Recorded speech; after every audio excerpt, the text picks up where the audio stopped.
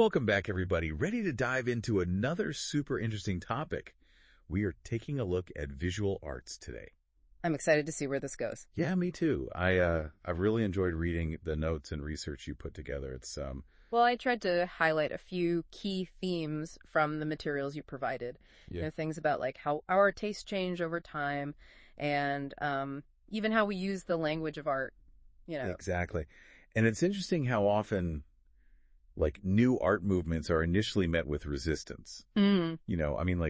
Even in one of these excerpts, it mentions Impressionism. Oh, yeah. Like, imagine a world where like Monet or Degas, were considered like offensive. Yeah. Well, especially back then, in the late 19th century, things were very different back then, I guess so. Society was much more rigid. There were stricter social norms. And I think Impressionism with like its loose brushstrokes and emphasis on capturing, like fleeting moments and light, it really went against the grain, what was popular at the time. Yeah, it was like so different. And I think that's why, people initially like rejected. They called those artists careless daubers. Careless daubers. Yeah. Creating masterpieces. It's funny.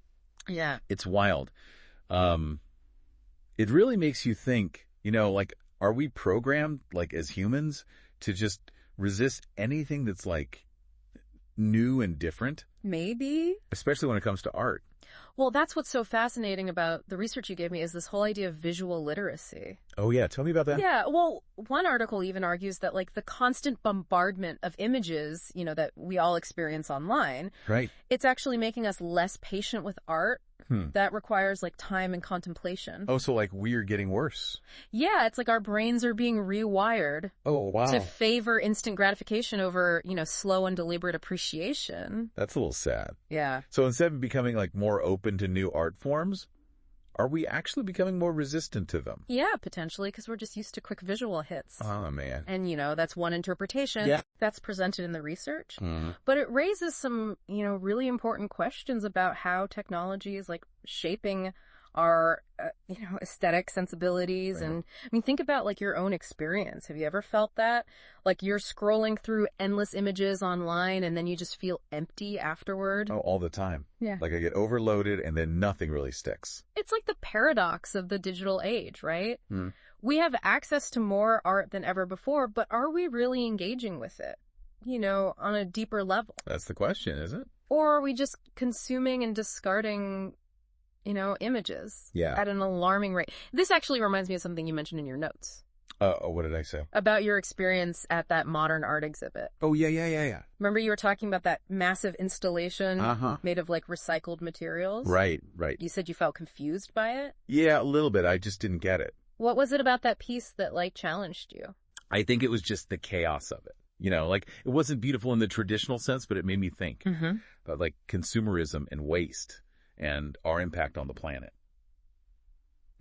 So it sounds like, while it was initially confusing, it ultimately pushed you to like expand your definition of art. Oh, yeah, for sure. And that's what good art does. It challenges our assumptions. It provokes new thoughts. Makes us uncomfortable sometimes. Right. And that brings us back to this whole idea, that art appreciation is a journey. Yeah. It's not a destination. Right. And to navigate that journey, effectively we need the right tools. And that's where like this whole vocabulary list comes in. Oh, right. Yeah. Like these words are lenses through which we can view and understand art. That's a great way to put it. I like that one. Yeah. Okay. Well, let's play around with a few of these words. Okay, sure. I am drawn to the word evocative, especially after, hearing about your experience with that installation. It seems like powerful art. Mm-hmm. It kind of goes beyond just representing something. It stirs up emotions and memories. Yeah, and evocative art. It really transcends mere representation. It touches us on a much deeper level. It connects with, our personal experiences and shapes our emotional response. You know what? Van Gogh's Starry Night? Yeah. It does that for me. Oh, really? Yeah, it's evocative for me. Okay. I can see that. It makes me think about the vastness of the universe and like our place in it. Wow, that's beautiful. Yeah. It's interesting though because, his work wasn't widely appreciated when he was alive. Oh, really? But now his paintings are considered masterpieces. Wow, so we needed time to catch up. It's like we need time to catch up to, truly groundbreaking art. Yeah. It's like our visual literacy evolves and then what was once shocking becomes the new normal. Which begs the question, what art of today will be considered groundbreaking, in the future? It's a great question. What are we failing to appreciate because it's too far ahead of its time? I don't know. I'm going to be thinking about that for a while. Yeah, me too. But before we go too far down that rabbit hole, Okay. let's explore some more of these vocabulary words. Okay. One that caught my eye is tongue-in-cheek. Okay. What does that even mean when we are talking about art? Tongue-in-cheek refers to art that is like playful and ironic, maybe even satirical. Oh, okay. It's art that doesn't take itself too seriously, but often has a deeper meaning kind of lurking beneath the surface. So like a clever joke that makes you think. Yeah, exactly. Like think about Banksy. Oh, yeah. Like his street art often uses familiar imagery. Right. But then it twists it in a way that makes you question, societal norms or political issues. Because that is tongue-in-cheek. That's like a prime example of tongue-in-cheek art. That actually reminds me of something we discussed earlier. What's that? Like how new art movements are often met with resistance. So it seems like tongue-in-cheek art is designed to provoke a reaction. Yeah. Maybe even to poke fun at like the art establishment. I think you're right. And actually one of the articles that you shared, it argues that humor and satire can be really powerful tools for social commentary. It allows artists to address sensitive topics, but in a way that's disarming and yet thought-provoking. It's like using humor to sneak in a message. Right. That might otherwise be ignored. Exactly. So tongue-in-cheek art can be entertaining and subversive. It's a delicate balancing act, but when it's done well, it can be incredibly effective. Yeah, I could see that. Yeah. But this also makes me think about how we interpret art. Yeah. Especially when it comes to pieces that are meant to be, like humorous or satirical. Yeah. Is there a risk that we might misinterpret the artist's intention? Oh, for sure, especially if we're not familiar with the cultural context. And that's why, one of the studies that you highlighted emphasizes the importance of, like considering the artist's background, the historical period when the work was created, and even the intended audience. Right. All of these factors play a role in shaping the meaning and impact of the art. So we can't just rely on our gut reaction. Especially if it's tongue-in-cheek or involves social commentary. We need to do a bit of research and try to understand the artist's perspective. It's about being an active viewer. Right. Not a passive observer. Exactly. And that brings us back to, the importance of having like a rich vocabulary to describe and discuss art. Oh, right back to that. Yeah. Speaking of vocabulary. Okay. There's another word from the list that I am curious about. What's that? Dazzling. Oh, yeah. I mean, it seems pretty straightforward. Yeah. But I wonder if it has a deeper meaning when we apply it to art. Yeah. Well, dazzling, it certainly implies a sense of like visual brilliance or spectacle. But in the context of art, it can suggest a work that's technically masterful, skillfully executed, visually captivating. So it's not just about being bright and flashy. Right. It's about the artist's ability to use color and light and composition to create a really stunning experience. Exactly. Think about Monet's Impression Sunrise. Oh, yeah. The way he captures the shimmering light on the water, it's dazzling. Yeah. It's a testament to his mastery of impressionist techniques. It's interesting how a single word like dazzling can encompass so much. Well, that's the beauty of language. Yeah. It allows us to express really complex ideas in a concise and evocative way. All this talk about visual literacy and vocabulary makes me think about the connection between art and literature. Yeah. Like one of the excerpts you highlighted mentioned how words from the visual art world often pop up in literary discussions. Oh, yeah. Why do you think that is? Well, I think it speaks to the power of art to transcend its own boundaries and influence other forms of creative expression. Visual art provides a rich source of imagery and metaphors that writers can use to enrich their language. It's like they're borrowing from visual art to paint pictures with words. Exactly. Think about phrases like sketching a character or painting a scene or casting a shadow of doubt. Right. These are all metaphors rooted in the visual arts that we use to add depth and nuance to our language. And it's not just about individual words, right? Right. There's a whole field of art criticism that uses literary techniques to analyze and interpret visual art. That's right. And art critics often draw comparisons between a painting and a literary work, a historical event, a philosophical concept. Wow. They use language to frame our understanding of the art and kind of guide us towards certain interpretations and emotional responses. So the language we use to talk about art shapes how we perceive it. Absolutely. Language is never neutral. Wow. It always carries, assumptions, interpretations, biases. And when it comes to art criticism, the language can have a profound impact on how we view and understand a particular work.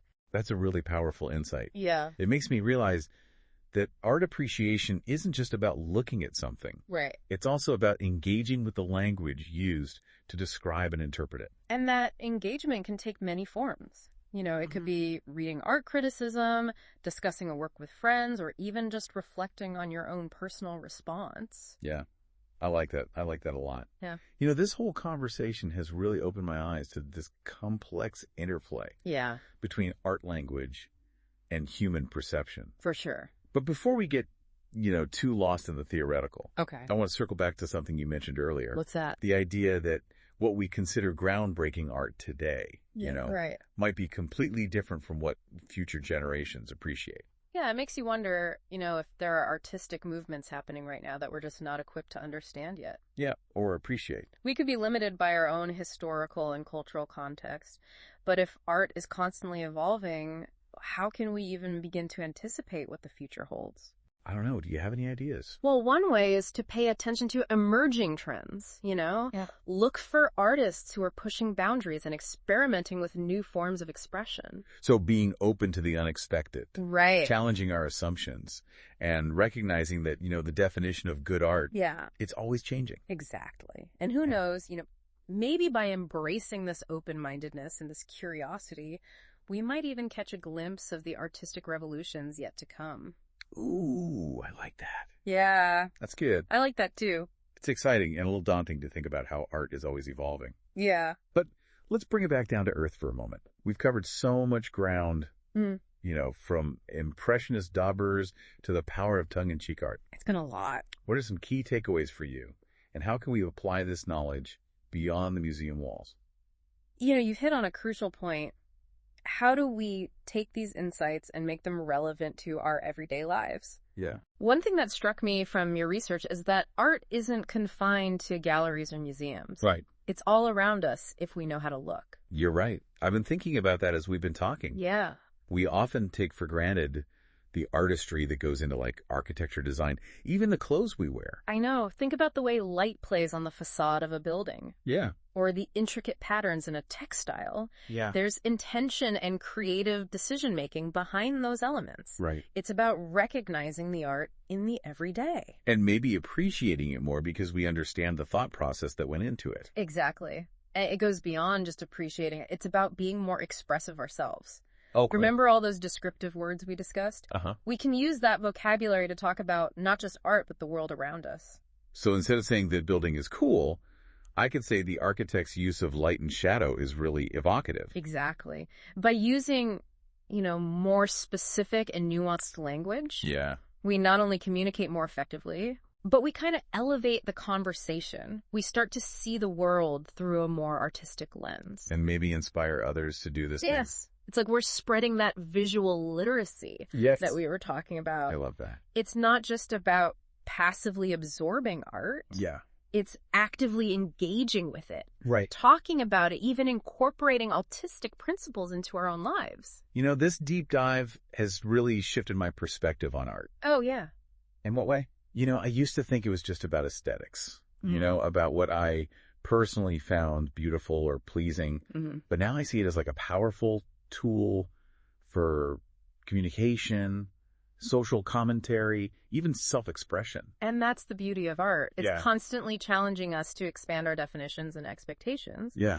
What we consider groundbreaking today might be commonplace tomorrow and vice versa. So the journey never really ends. Never. There's always something new to discover. Wow. A new perspective to consider, a new way of seeing the world, and that's what makes it so exciting. Yeah. This has been an incredible deep dive. I feel like I've learned so much. Oh, good. Okay. From your expertise and from the research you helped me unpack. Well, the pleasure was all mine. Yeah. And remember, the conversation doesn't have to end here. Right. Keep exploring, keep questioning, and keep those creative sparks flying. Love that.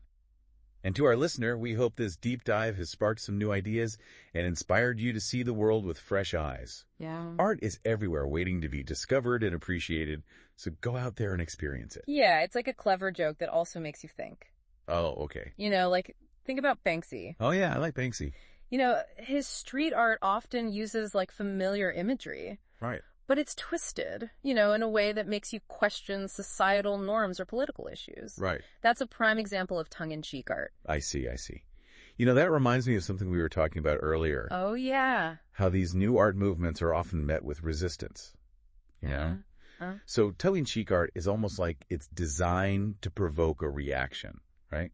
Yeah. Maybe even poke fun at the art establishment. Yeah, in one of the articles you shared, it argues that like humor and satire can be really powerful tools for social commentary. Interesting. It allows artists to address like sensitive topics in a way that's disarming, Right. but also thought-provoking. It's like using humor to like sneak in a message. Right. That might otherwise be ignored. Exactly. So it's entertaining and subversive. It's a delicate balancing act. Yeah. But when it's done well, it can be really effective. This makes me think about how we interpret art, especially when it comes to pieces that are meant to be like humorous or satirical. Yeah. Is there a risk that we might misinterpret the artist's intention? Oh, absolutely. Especially if we're not familiar with the cultural context, Right. And that's why one of the studies, that you highlighted emphasizes the importance of considering the artist's background, the historical period, when the work was created. Right. And even the intended audience. Yeah. All these factors shape the meaning and the impact. So we can't just rely on our gut reaction. Especially with tongue-in-cheek art. Right. Or, work that has social commentary. You're right. You have to do research, Yeah. try to understand the artist's perspective. It's about being an active viewer, not just a passive observer. Exactly. And that brings us back to this idea of having, a rich vocabulary to describe and discuss art. Oh, right. Yeah, Because it helps us unpack those layers of meaning. Okay, that makes sense. Speaking of vocabulary, there's another word on this list I'm curious about. Okay, what is it? Dazzling. Dazzling. I mean, it seems pretty straightforward. Yeah. But I wonder if it has a deeper meaning, when we're talking about art. Well, dazzling, it implies a sense of visual brilliance or spectacle. Right. But in the context of art, I think it can also suggest that the work is technically masterful. Okay. Skillfully executed. Right. Visually captivating. So it's not just about being bright and flashy. Right. It's about the artist's ability to use, color and light and composition. Yes, exactly. To create an experience. Like, think about Monet's Impression Sunrise. Yeah. The way he captures that shimmering light on the water, it's dazzling. I mean, it really is. It's a testament to, his mastery of Impressionist techniques. It's interesting how a single word can encompass so much, Well, that's the power of language. Yeah. It allows us to express these really complex ideas and feelings in a way that's concise and evocative. All this talk about, visual literacy and vocabulary makes me think about the connection between art and literature. Yeah.